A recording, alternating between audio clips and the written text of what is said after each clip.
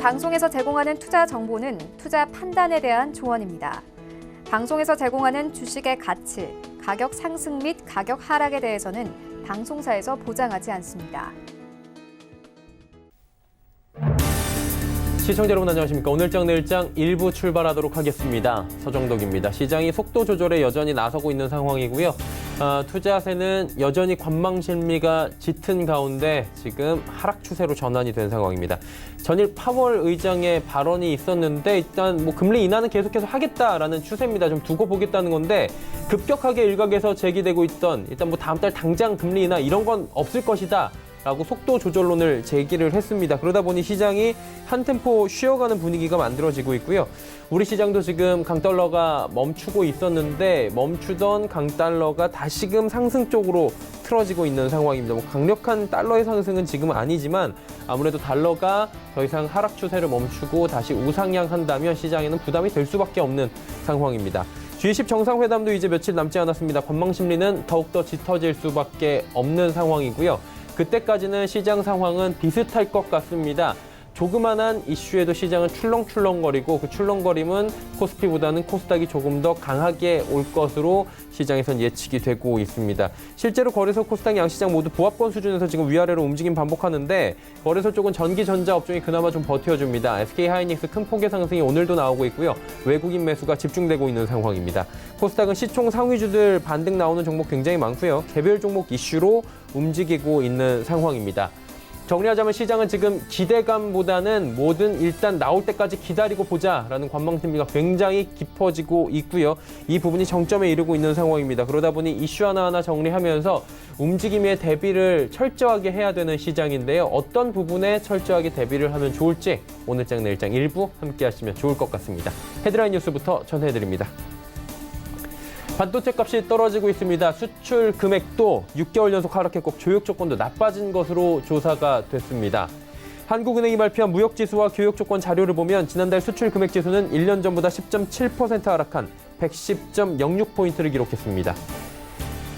특히 반도체를 포함한 컴퓨터와 전자, 광학기기 수출 금액이 25%나 감소하며 수출 금액 지수 하락을 이끌었습니다. 수출 부진에 따라 주요 기업들의 경기 전망이 14개월 연속으로 부정적인 것으로 나타났습니다. 한국경제연구원은 매출액 기준 600대 기업을 대상으로 기업 경기 실사지수, 즉 BSI를 조사한 결과 7월 전망치는 92.3포인트를 기록해 지난해 6월부터 14개월 연속으로 부정적 전망을 이어가고 있다고 밝혔습니다. 기업들은 미중 간의 무역 전쟁에 따른 수출 부진, 원자재 가격 상승, 채산성 악화 등으로 7월 경기를 어둡게 보고 있는 것으로 분석됩니다. 지난 4월에 출생아 26,100명으로 집계돼 월별 최소 기록을 37개월째 이어가고 있습니다. 통계청의 2019년도 4월 인구 동향을 보면 지난 4월 출생아는 26,100명으로 지난해 같은 달보다 6.1%나 줄었습니다. 이는 지난 2016년 4월부터 37개월 연속 같은 달 기준으로 최소 기록을 경신하고 있는 것입니다.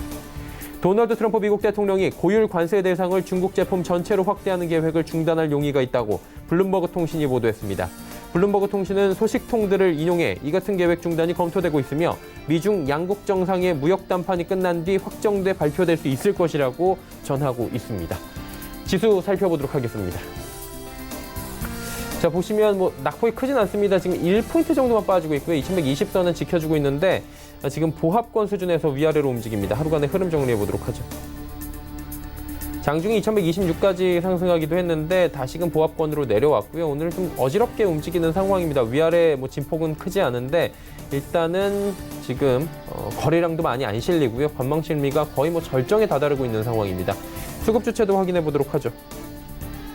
기관 외국인의 쌍끌이 매수긴 한데 쌍끌이 매수가 별로 그렇게 대단해 보이지 않는 시장이 오랜만입니다. 개인은 팔고 있고요. 기관 주체들 좀 살펴보도록 하겠습니다. 기관 주체들 자세히 보니까 일단 연기금이 오늘도 991억 원 사주는데 연기금의 최근의 매수 물량은 진짜 어마어마합니다. 금융투자와 투시는 반대로 또 매도가 나오고 있는 상황입니다. 시총 상위주들 살펴보도록 하죠. 전해드린 대로 전기전자 업종의 외국인 매수가 집중이 됩니다. 특히나 SK하이닉스 2, 3%대의 상승 흐름 좋게 가져가고 있습니다. 63,000원대 저점 찍은 이후에 지속적으로 반등 나오면서 이제 7만 원 부근까지 어느새 거의 다 올라왔습니다. 현대차만 하락하고 있고요. 셀트리온도 반등 나오네요. 6위부터 10위 종목들도 살펴봅니다. LG화학, 신한지주, 포스코, SK텔레콤 모두 빠지고요. 현대모비스만 소폭 반등에 나서고 있는 상황입니다. 11위부터 15위 종목들도 살펴봅니다. 삼성바이오로직스 지금 보합이고요. LG생활건강, 삼성물산 빠집니다. 하지만 네이버와 KB금융 올라가고 있고요. 상승폭들은 그렇게 크진 않습니다. 이번에 코스닥 시장 넘어가 보도록 하죠. 코스닥은 오히려 강보합으로 또 전환이 됐습니다. 710선 위로 올라왔는데 하루간의 흐름 정리해 보도록 하죠. 코스닥도 비슷합니다. 지금 710선 위아래로 움직이는데 장 초반에 저점 찍고 쭉 상승하면서 이대로 올라가나 싶었던 시장이 713에서 계속 저항받고 있다가 결국에 내려왔고요. 보합권 수준에서 지금 약보합, 강보합 오가고 있는 상황입니다. 수급 주체 보시면 개인과 기관이 사네요. 외국인은 3억 원 팔고요. 개인 1억 원 매수, 기관은 192억 원 매수. 기관은 전주체가 골고루 매수해주고 있습니다.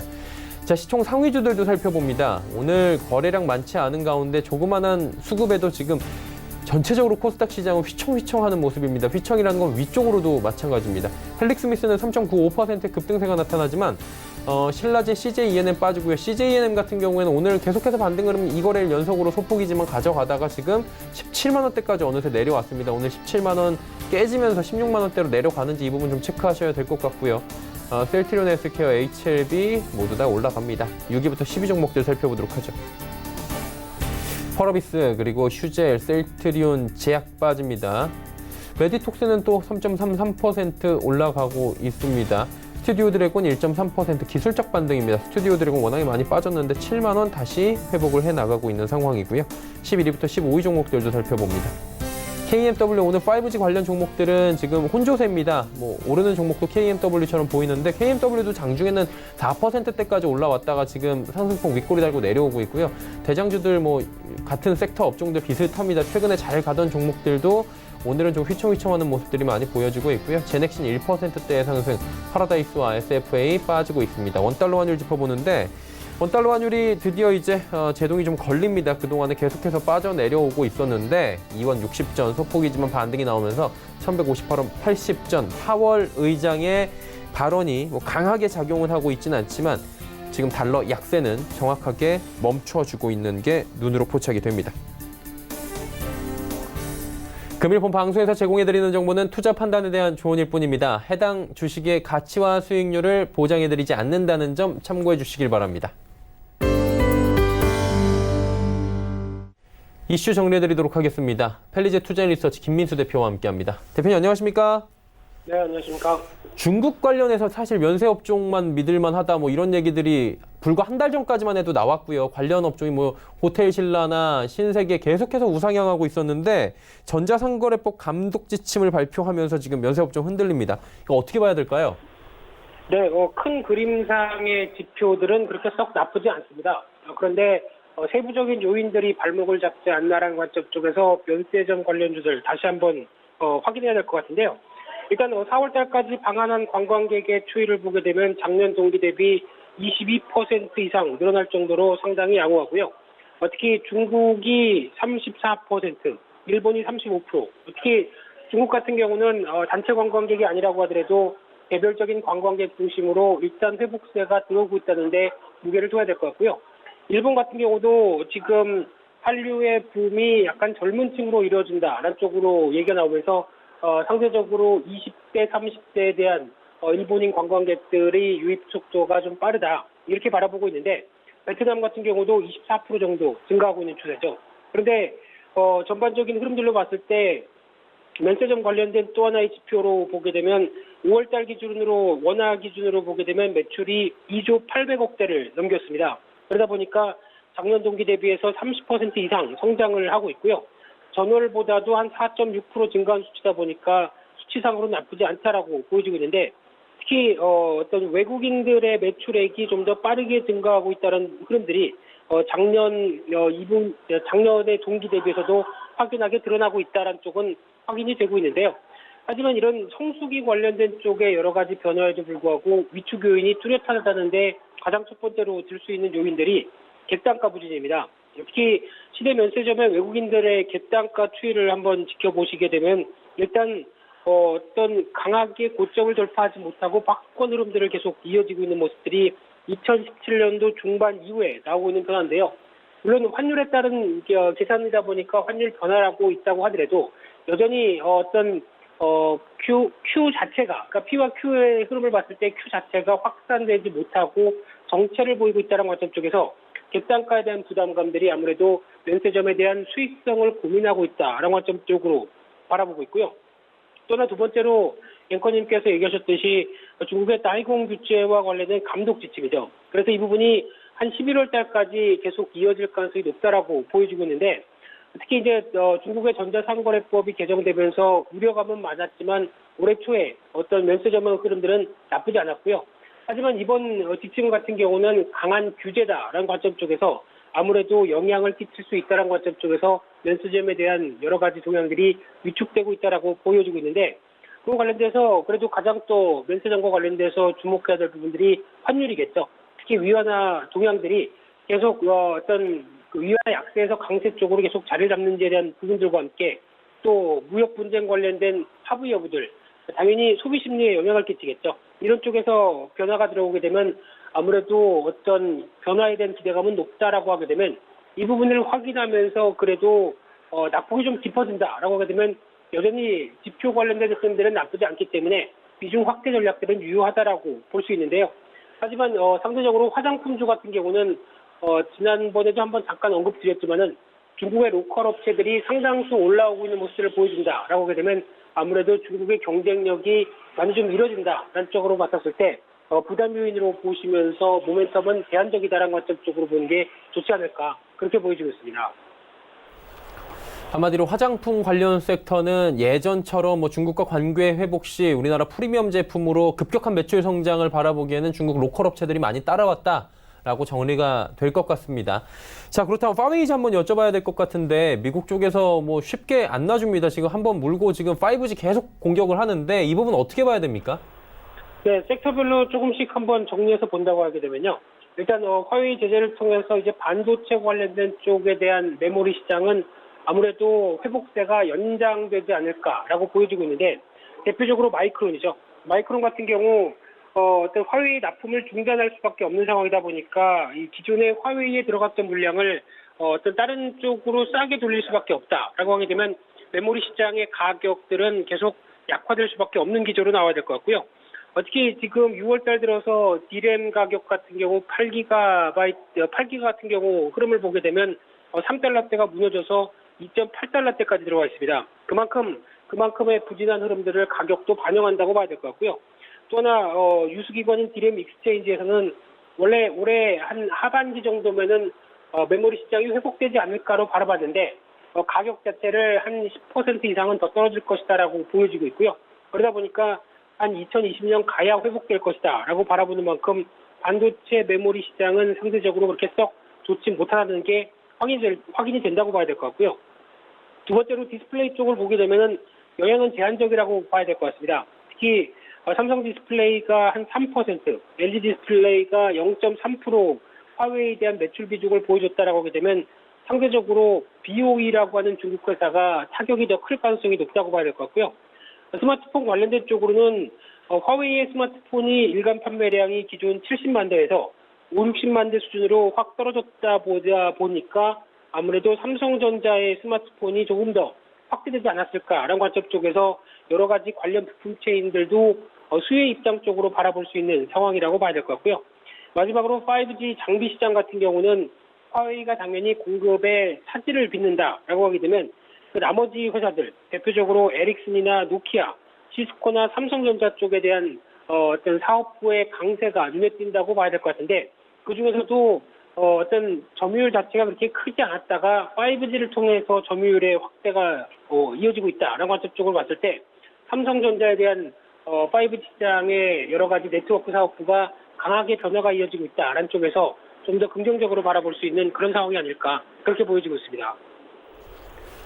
네, 5G 관련해서 반사이익을 오늘 뭐 직접적으로 받고 있는 거죠. SK하이닉스 부분도 짚어주셨습니다. 오늘 말씀은 여기까지 듣겠습니다. 고맙습니다. 네, 감사합니다. 헬리제 투자인 리서치 김민수 대표와 함께했습니다. 이슈 칼럼 바로 이어집니다.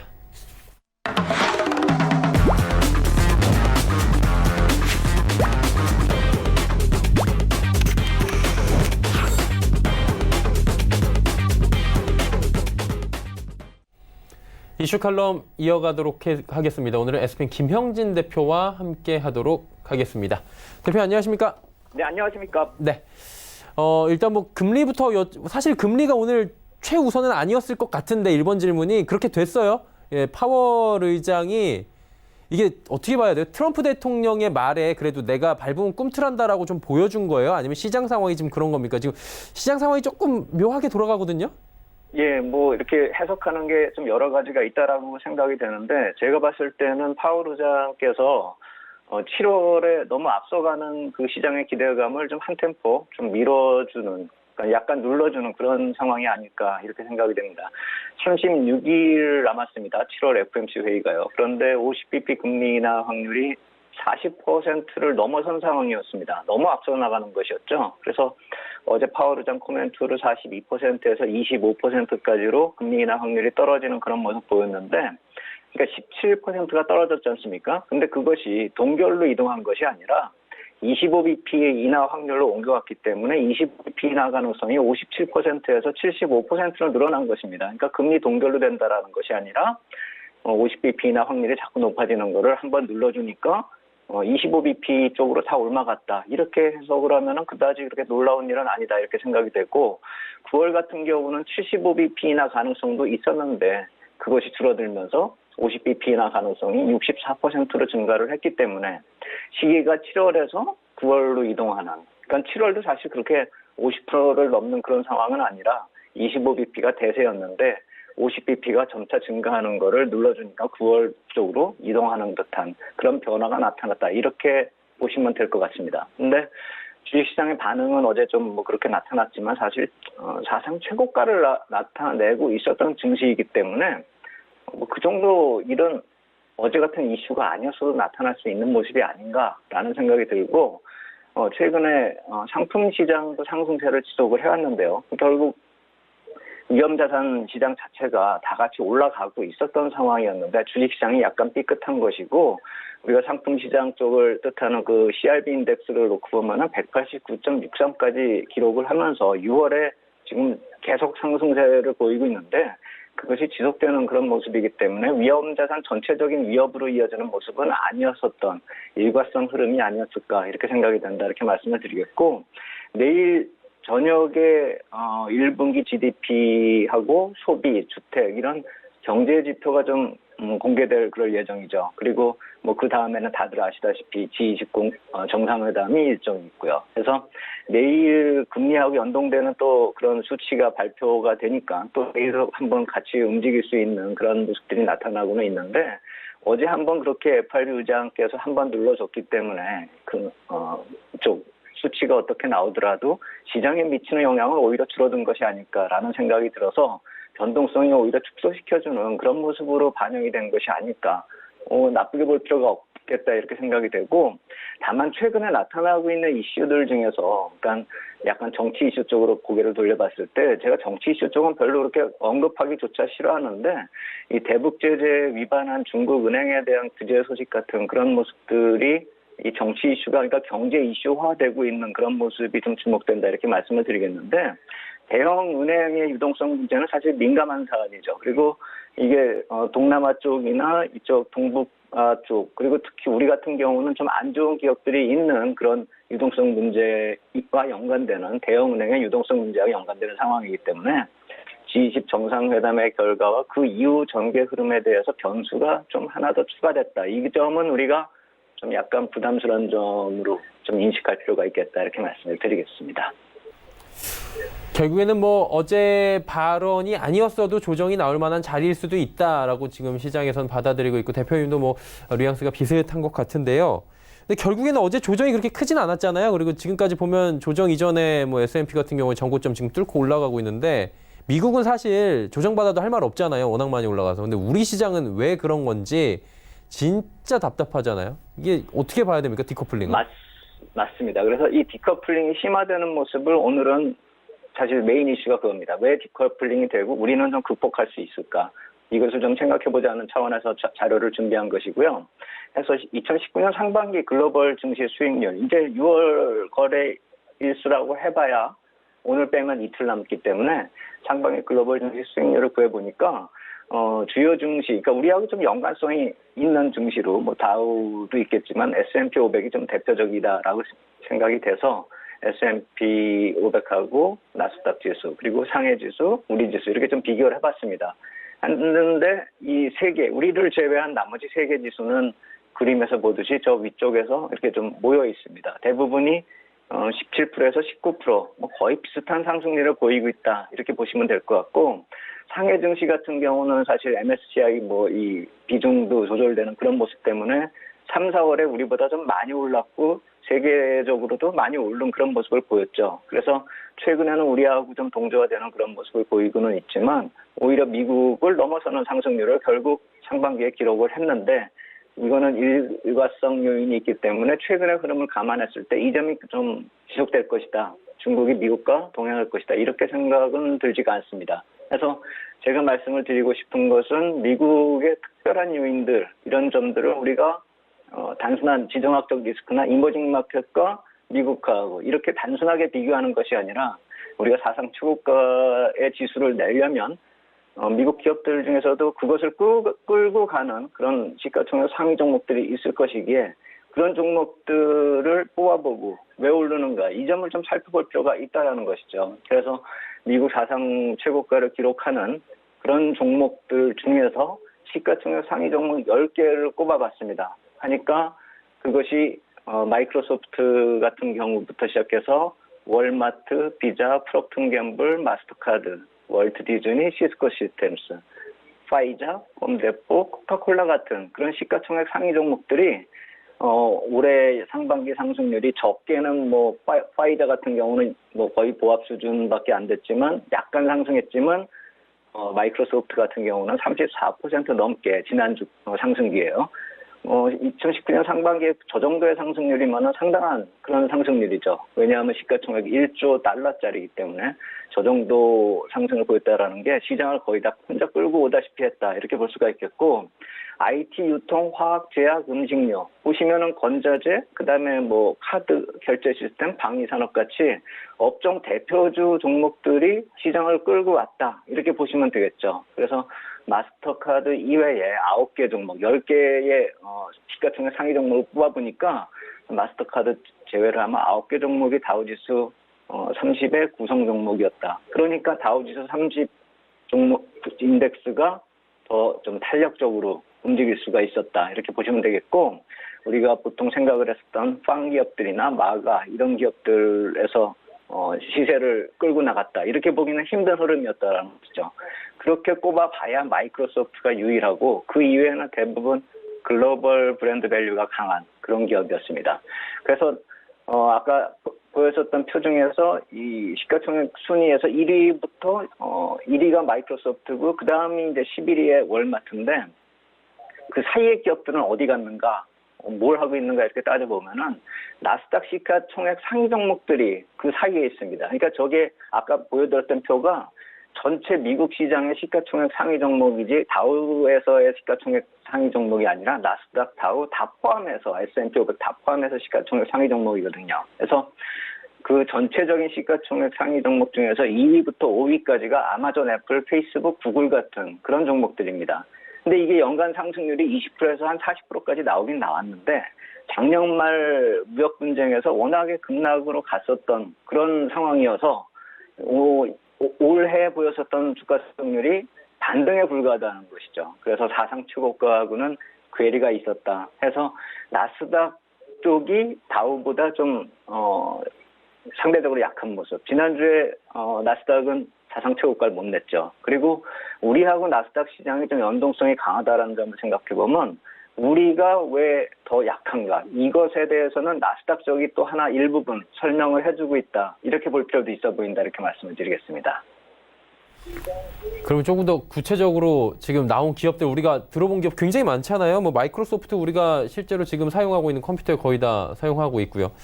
근데 이제 신고가 되는 차별적인 요인을 좀 알아봐야 조금 더 디테일하게 얘기가 될 것 같은데, 뭐 미국 기업인 거 빼고 또 다른 게 있나요? 예, 그렇습니다. 그래서 우리가 이제 단순히 이렇게 인덱스상의 디커플링이 무슨 지정학적 리스크나 뭐 코리아 디스카운트네 뭐 이런 식으로 보통 평가를 하고 인식을 하고 있는데, 제가 말씀드리고 싶은 건 뭐냐면은 한국 기업에 없는 것이 미국 기업에 있는 그 어떤 것은 과연 없는 것인지, 이게 단순히 한국에 대한 디스카운트 요인 때문에 우리가 지수상으로 못 가고 있고 지수가 못 가기 때문에 다른 종목들이 못 가는 것인지, 종목 때문인지 기업 때문인지 이걸 좀 살펴봐야 된다는 것이죠.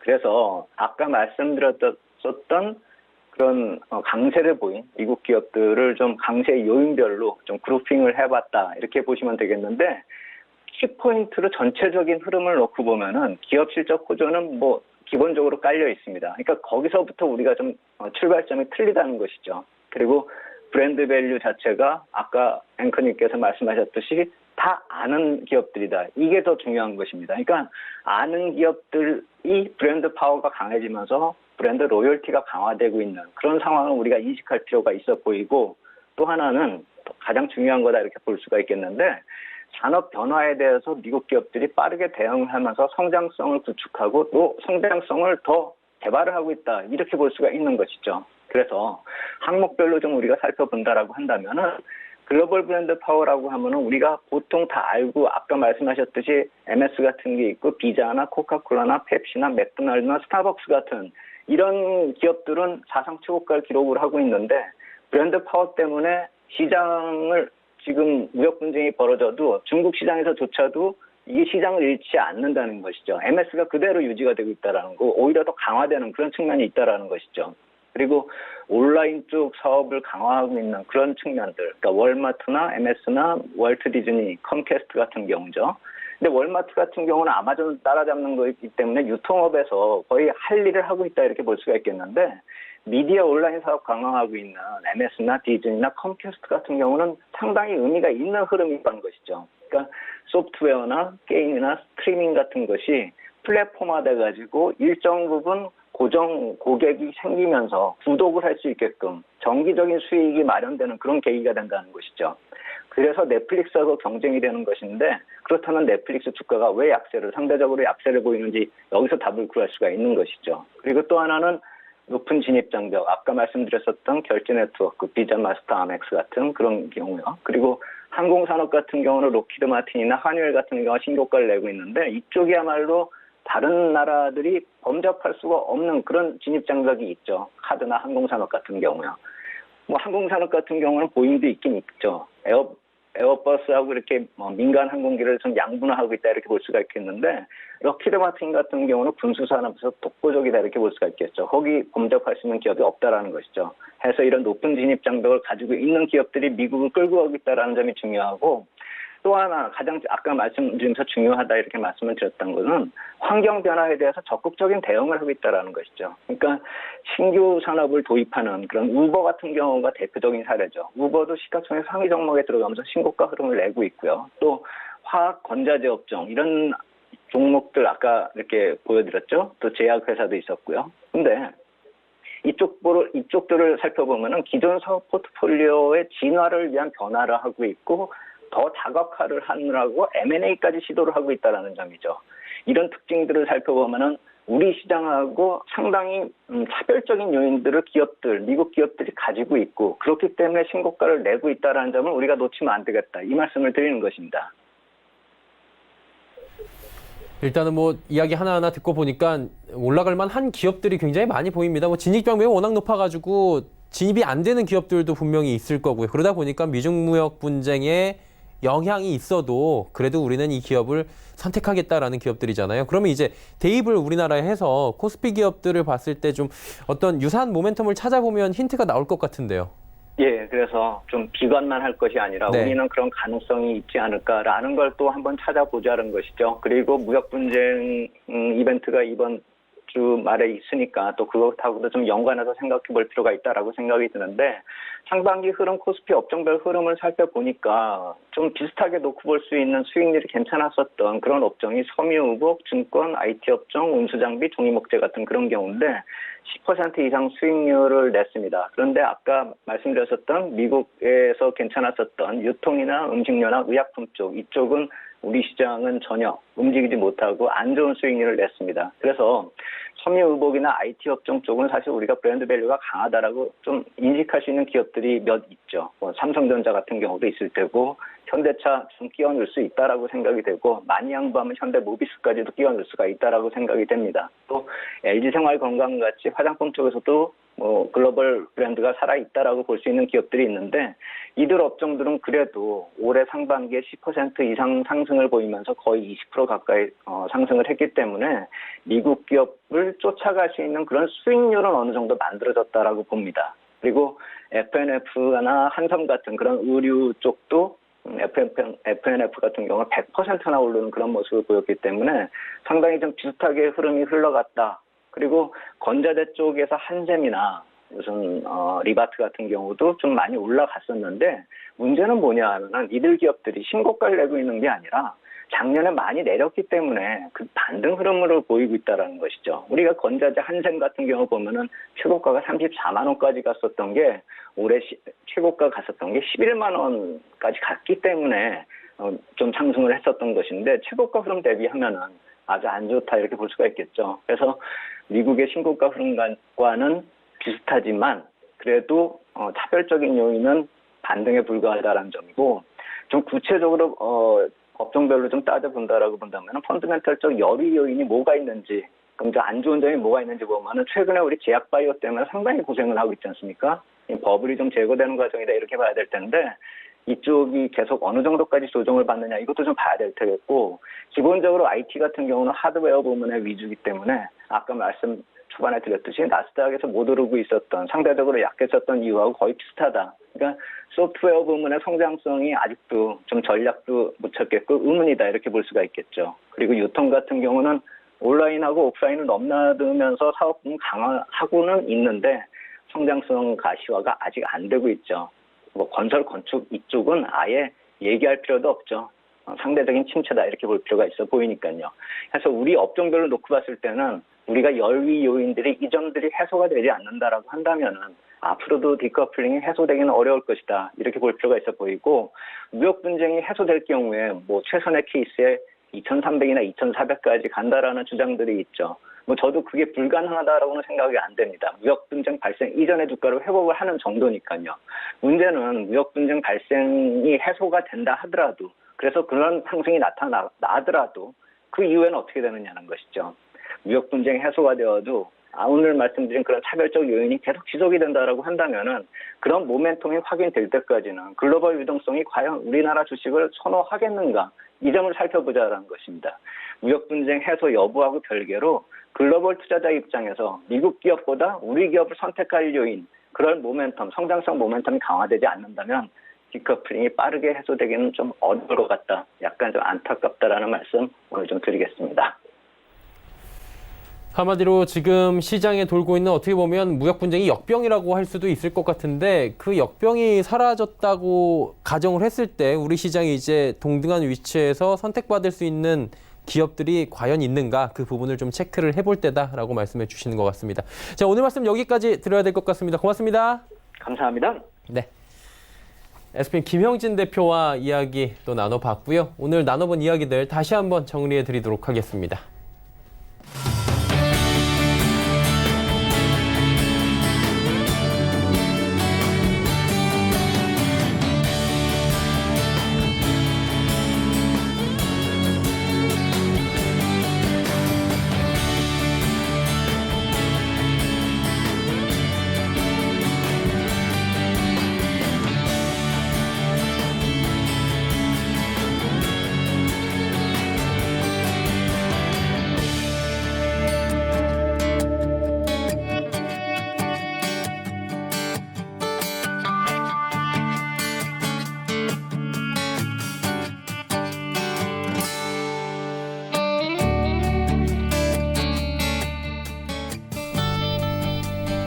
오늘 채널 일정 1부 함께하고 계십니다. 잠시 뒤 2부 예고해드리도록 하겠습니다. 오늘도 2부에는 두 분의 전문가와 함께 다양한 종목 추천해드리고요. 종목 상담까지 함께 이어가 보도록 하겠습니다. 2부에서 뵙겠습니다. 고맙습니다.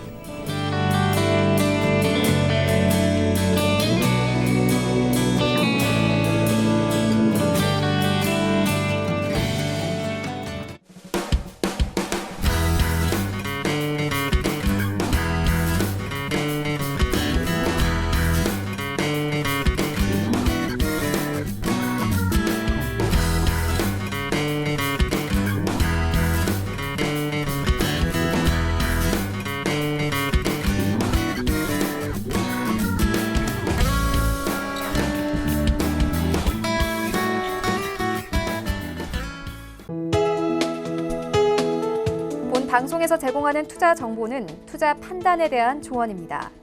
방송에서 제공하는 주식의 가치, 가격 상승 및 가격 하락에 대해서는 방송사에서 보장하지 않습니다.